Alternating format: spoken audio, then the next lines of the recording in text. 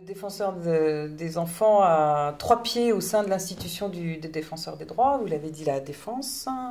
des enfants, la promotion des droits et de l'intérêt supérieur de l'enfant, et puis la capacité de proposer des réformes législatives, réglementaires ou de bonnes pratiques, ou sur le registre des pratiques. Alors concernant la défense, il s'agit de répondre à des réclamations qui sont adressées aux défenseurs des droits, pour lesquelles je suis systématiquement informée, et qui sont adressées par des familles, par des associations ou par des enfants, faisant état de situations individuelles qui mettent en cause ou bien les droits de l'enfant, ou bien l'intérêt supérieur de l'enfant. J'insiste un petit peu sur l'intérêt supérieur de l'enfant, puisque c'est écrit expressément dans la loi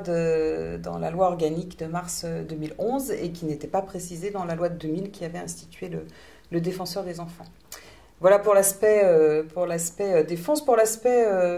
promotion, alors il s'agit de faire connaître en particulier la Convention internationale des droits de l'enfant, qui est diffusée à la fois par les délégués à travers la France, en participant à des colloques, à des expos, en association avec d'autres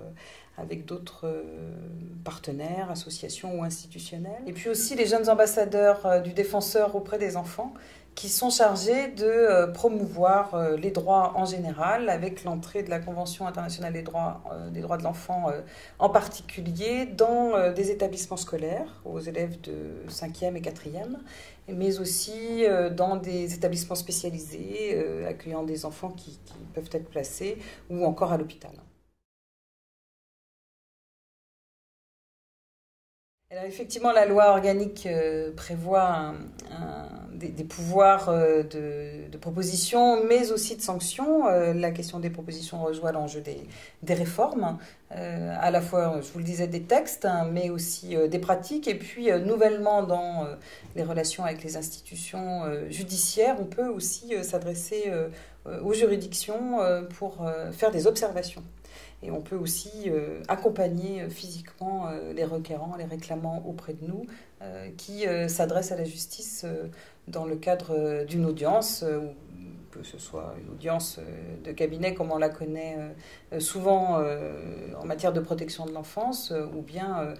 d'une audience devant un tribunal en matière de discrimination, pour élargir le propos aux défenseurs des droits. Sur la question des sanctions, effectivement, le défenseur des droits peut s'adresser aux autorités disciplinaires quand il relève à travers ses recherches, ses instructions, des dysfonctionnements de différents dispositifs, en particulier en matière de protection de l'enfance. Pour vous donner un exemple, s'il est avéré que dans un établissement relevant de la protection de l'enfance, un enfant a subi des maltraitances, le défenseur des droits peut s'adresser directement à l'autorité disciplinaire ou l'autorité de contrôle, par exemple le Conseil général ou la protection judiciaire de la jeunesse dans cet exemple. Alors aujourd'hui, ces rapports sont en construction. Nous sommes en phase d'élaboration d'une circulaire avec des discussions régulières avec le ministère, justement pour prévoir les modalités de relations avec les magistrats, que ce soit dans le cadre des observations ou bien des participations à des audiences, pour citer cet exemple. En matière de déontologie des forces de sécurité, là, les relations doivent être plus affinées. C'est un sujet qui est sensible, qui demande, et c'est déjà le cas de ma collègue